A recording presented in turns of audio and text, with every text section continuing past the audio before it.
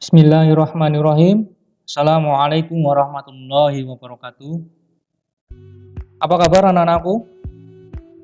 Mudah-mudahan kalian tetap dalam keadaan sehat dan selalu semangat. Meski kalian masih belajar di rumah, tidak boleh mengurangi dari rasa semangat kalian untuk menimba ilmu. Baik, kita bisa ketemu lagi. Kita akan bahas masih di bab cerpen. Kali ini Pak Arya akan menyajikan 10 soal yang akan kita bahas secara tuntas. Mudah-mudahan ini dapat membantu kalian dalam memahami soal-soal berkaitan dengan cerpen dan membantu kalian dalam mempersiapkan penilaian akhir semester 1 yang akan dilaksanakan sebentar lagi. Baik anak-anakku, kita baca petunjuk soalnya dulu. Pilihlah salah satu jawaban yang paling tepat dari huruf A, B, C, atau D pada soal berikut ini.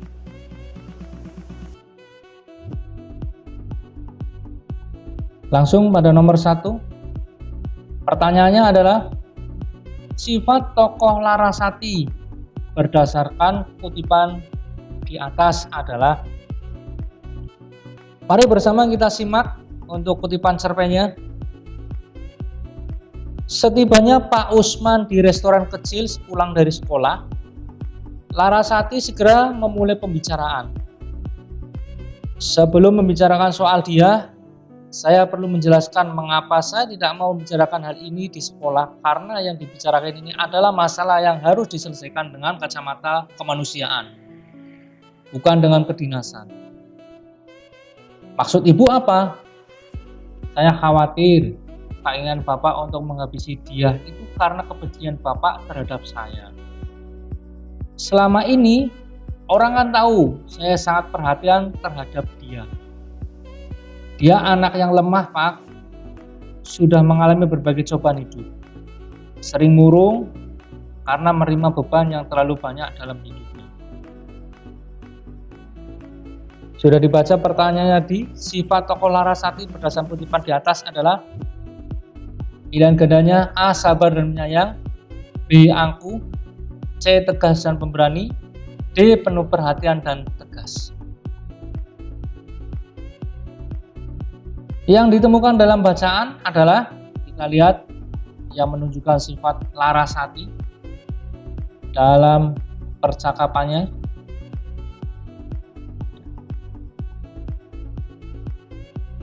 Larasati di sini mengatakan, terbukti pada teks, orang kan tahu saya sangat perhatian terhadap dia. Perhatian terhadap dia. Mana yang menunjukkan ketegasan? Bahwa Larasati di sini menunjukkan, dia berkata, ini adalah masalah yang harus diselesaikan dengan kacamata kemanusiaan, bukan kedinasan. Ditambah lagi apa yang dikatakan Larasati, saya khawatir keinginan Bapak untuk menghabisi dia itu karena kebencian Bapak terhadap saya. Ini menunjukkan ketegasan yang dikatakan oleh Larasati kepada Pak Usman. Sehingga lebih tepat jawabannya adalah yang penuh perhatian dan tegas. Kita lanjut pada soal nomor 2. Karakter tokoh Pak Usman dalam kutipan cerpen di atas memiliki sifat A. Pendendam, B. Keras kepala dan mudah marah, C. Tidak bisa membedakan urusan dinas dan pribadi, D. Ingin menang sendiri.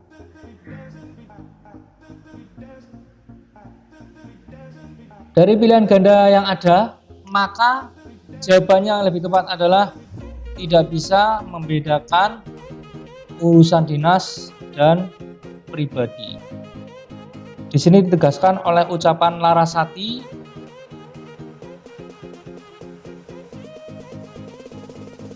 pada penggalan teks yang ada dalam cerpen. Ini adalah masalah yang harus diselesaikan dengan kacamata kemanusiaan, bukan kedinasan. Menandakan bahwa Pak Usman tidak bisa membedakan persoalan kemanusiaan dan kedinasan. Sehingga jawabannya adalah yang tidak bisa membedakan urusan dinas dan pribadi. Ya. Jawabannya yang C. Kita lihat soal nomor 3. Bagaimana gambaran karakter tokoh dia dalam cerpen di atas? Jawabannya A. Kuat menerima cobaan, B. Gampang putus asa, C. Lemah dan penuh penderitaan, D. Trauma dalam menjalani hidupnya.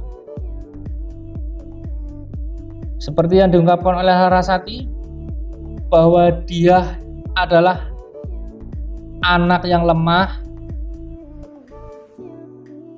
Dia sudah mengalami banyak cobaan hidup, sering murung karena menerima beban yang terlalu banyak dalam hidupnya. Maka gambaran watak tokoh dia sesuai dengan bacaan yang ada adalah jawabannya yang C. Lemah dan penuh penderitaan.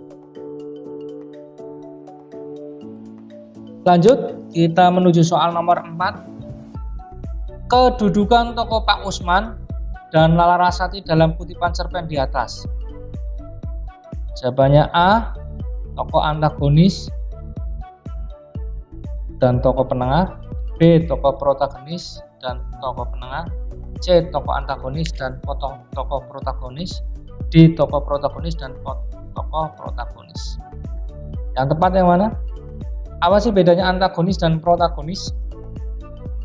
Kalau tokoh utamanya adalah dia, maka yang protagonis di sini adalah yang Larasati. Karena apa? Di situ dijelaskan bahwa Larasati perhatian terhadap dia. Tanda perhatian di sini menunjukkan bahwa Larasati punya watak yang protagonis atau mendukung watak tokoh utamanya. Sementara beda dengan Pak Usman. Pak Usman itu punya kedudukan yang bersifat antagonis atau berlawanan atau bertentangan dengan watak tokoh utama. Kalau tokoh utamanya adalah Larasati. Tokoh utamanya adalah dia. Sehingga yang bertentangan itu adalah Pak Usman. Maka disebut sebagai tokoh antagonis. Dari jawaban nomor 4, ya, bahwa tokoh Pak Usman itu adalah antagonis dan Larasati adalah tokoh penengah berdasarkan kedudukannya, ya. Karena Larasati sebagai penengah dari masalah antara Pak Usman dan dia. Sehingga jawabannya tepat adalah yang A. Kita simak soal nomor 5. Kita lihat dulu soalnya. Pertanyaannya adalah latar tempat pada cerita di atas. Jadi latar tempat, ya. Di mana tempat kejadian peristiwa dalam cerpen. Kita lihat, kita baca. Kelihatan seorang kakek berjalan bersama cucunya, seorang gadis belia yang cantik. Mereka duduk di bawah pohon rindang. Gadis itu meminta kakeknya menceritakan riwayat hidupnya. Siapa sebenarnya kedua orang tuanya dan di mana mereka sekarang? Sang kakek terdiam sebentar, kemudian mulailah ia bercerita. 18 tahun yang lalu, seorang pemuda kota berjalan-jalan ke desa ini. Ia terpikat gadis cantik bunga desa ini dan mereka pun menikah. Gadis cantik itu adalah putri kakek satu-satunya. Yang ditanya tadi apa? Latar tempat. Di mana kejadiannya dalam peristiwa tersebut? Tadi ada yang sudah saya bacakan, bahwa kejadian peristiwa dalam cerpen tersebut adalah di bawah pohon rindang. Maka dari pilihan ganda yang ada, jawabannya adalah yang A, yang sesuai dengan bacaan. Baik, mudah bukan? Pasti mudah. Penandanya kalau misalkan latar tempat, biasanya didahului dengan kata penunjuk keterangan. Contohnya apa? Kata di ini sebagai penunjuk keterangan. Pada bisa waktu, bisa tempat. Ke pasti menunjukkan tempat. Ya, jadi penunjuk keterangan. Nomor 6. Kita baca dulu soalnya. Latar waktu dan tempat pada penggalan cerpen tersebut adalah. Latar waktu dan tempat yang kita cari di sini ya. Nomor 6. Kita baca soalnya, bacaannya. Dengan tergesa-gesa, Ersa menaiki bis yang nyaris meninggalkan suasana yang kurang nyaman baginya. Dari kejauhan terdengar sayup-sayup suara. Penumpang bus gemilang harap untuk segera memasuki kendaraan. Hati Ersa agak tenang karena dia sudah berada di dalamnya. Mudah-mudahan sore nanti aku bisa berada di acara itu. Harapannya dalam hati. Pilihan gandanya sore hari terminal, B siang hari perjalanan, C siang hari terminal, D pagi hari rumah. Mana?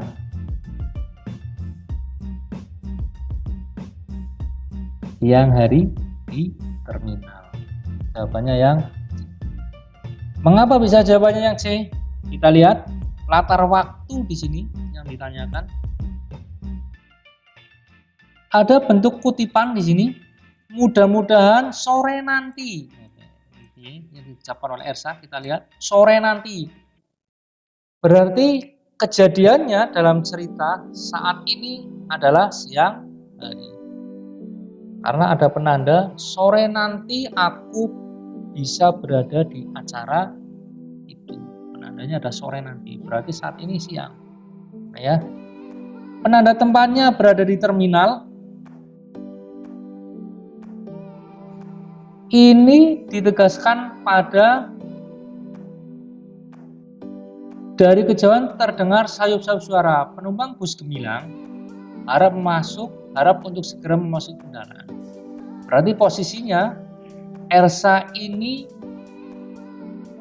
masih di dalam terminal. Karena mendengar bahwa bus ini belum berangkat atau belum beranjak dari terminal. Ya. Begitu. Jadi tepat jawabannya adalah yang C. Nomor 6. Kita lanjut pada soal nomor 7. Soalnya adalah amanat yang terkandung dalam kutipan cerpen di atas adalah, yang ditanya amanat.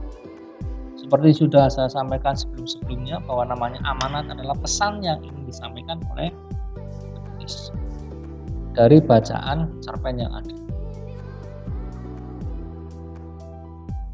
Kita baca kutipan cerpennya.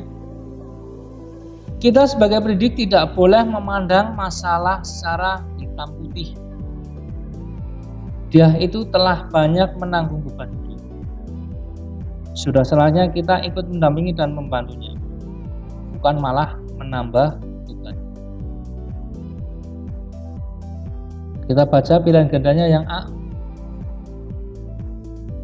Sebagai manusia harus saling tolong-menolong. Seorang pendidik harus bisa membantu siswanya dalam mengatasi permasalahan. Guru harus bersikap profesional dalam mendidik muridnya. Guru harus memiliki sikap kasih sayang dalam mendidik. Dan ditanya amanat.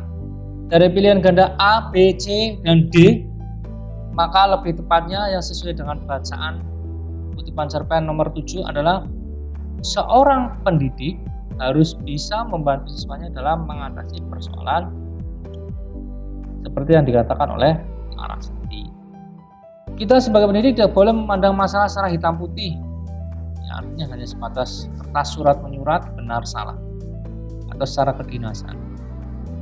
Kata Larasati, dia itu telah banyak menanggung beban hidup. Sudah selayaknya kita ikut mendampingi dan membantunya. Begitu menurut Larasati ya. Sehingga tepat jawaban nomor 7 adalah seorang pendidik harus bisa membantu siswanya dalam mengatasi permasalahan hidup. Jawabannya yang B. Lanjut, kita ke nomor 8. Kita baca dulu soalnya. Unsur ekstrinsik penggalan cerpen tersebut adalah, yang ditanya adalah unsur ekstrinsik. Apa sih unsur ekstrinsik? Adalah unsur yang membangun cerita dari sisi luar. Jadi bisa latar belakang dari penulis. Ya, itu faktor-faktor yang menjadi pemicu diri penulis sehingga bisa menuangkan idenya dalam tulisan cerpen, dalam karangannya. Jadi faktor-faktor yang melatar belakangi seorang penulis, maka itu disebut sebagai unsur ekstrinsik. Bisa dari nilai budayanya, dari nilai ekonomi, sosial, estetika, politik, agama juga bisa. Jadi mengapa penulis menuliskan cerita tersebut? Pasti ada faktor yang melatar belakangi mengapa penulis bisa menuliskan cerpen seperti itu. Ya, jadi unsur ekstrinsiknya kita lihat, kita baca dulu soalnya, bacaannya nomor 8. Meski termasuk anak yang pandai dan masuk kelas akselerasi, Romero tetap memiliki banyak teman dan sahabat. Baginya, teman adalah lingkungan yang dapat memberikan banyak inspirasi dan pengalaman yang tidak diperoleh di bangku sekolah. Di rumah, ia juga bersikap baik pada tetangga. Ia ingat ketika orang tuanya berpesan, carilah teman dan sahabat sebanyak-banyaknya, karena kita tidak bisa hidup sendiri. Suatu saat pasti kita membutuhkan orang lain. Ya. Apa yang tepat jawabannya? A. Budaya, B. Ekonomi, C. Sosial, C. Estetika. Kalau kita cermati dalam penggalan cerpennya, carilah teman dan sahabat sebanyak-banyak karena kita tidak bisa hidup sendiri. Ini sebagai dasar bahwa manusia itu adalah makhluk sosial. Maka dikatakan di sini kita tidak bisa hidup sendiri. Suatu saat pasti kita membutuhkan orang lain. Maka tepat jawabannya adalah yang C. Nomor 9.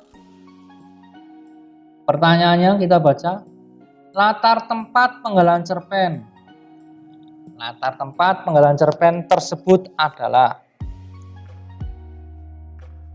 yang diminta latar tempat dari penggalan cerpen. Kita baca. Kita lihat dari pintu masuk sebuah ruangan di hotel berbintang 4 itu.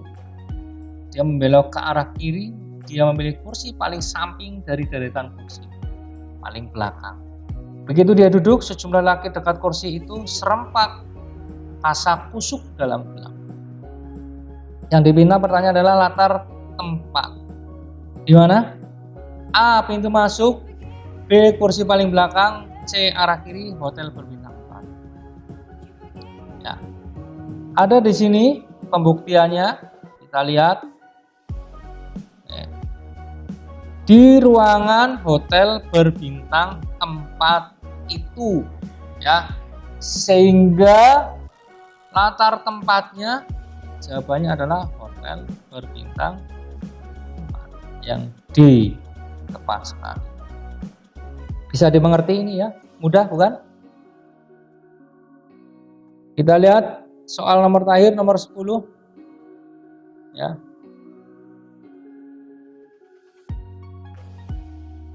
Pertanyaannya, pengarang menuturkan cerita dirinya sendiri, dengan pelaku aku atau orang pertama tunggal. Berarti kedudukan pengarang dalam cerpen tersebut sebagai, ya. Jadi pengarang itu menceritakan tentang dirinya sendiri dengan kata aku sebagai orang pertama pelaku ya dalam cerita. Menceritakan dirinya sendiri. Jadi kalau misalkan kamu punya cerita di situ tentang menceritakan dirinya kamu sendiri, kamu menyebutkan dirimu dengan kata aku.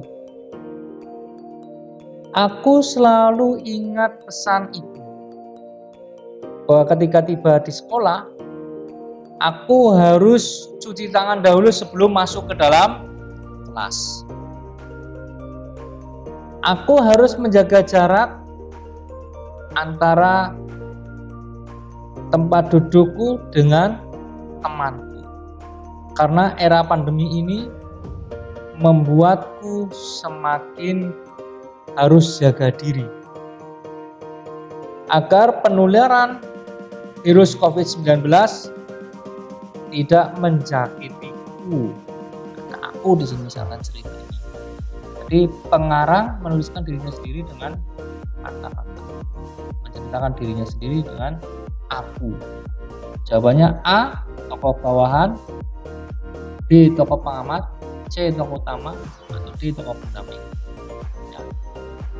Tadi menuturkan cerita dirinya sendiri dengan pelaku aku orang pertama tunggal. Ini nggak tahu artinya ya. Menuturkan dirinya sendiri dengan pelaku aku atau orang pertama tunggal. Berarti kedudukannya sebagai apa? Tepatnya adalah tokoh utama. Baik, tuntas sudah pembahasan 10 soal pada pertemuan kali ini. Sehingga mudah-mudahan kalian kalau misalnya menjumpai soal cerpen, kalian bisa cepat dengan menjawab. Mudah-mudahan apa yang sedikit ini harus kalian pelajari baik-baik agar nantinya kalau saat ujian kalian dapat mengerjakan dengan baik dan mendapatkan hasil yang memuaskan. Jangan patah semangat, terus belajar. Di rumah kalian bukan liburan. Baca terus materi-materi yang diberikan oleh Bapak Ibu Guru. Terima kasih atas perhatiannya. Mohon maaf atas segala kekurangan. Assalamualaikum warahmatullahi wabarakatuh.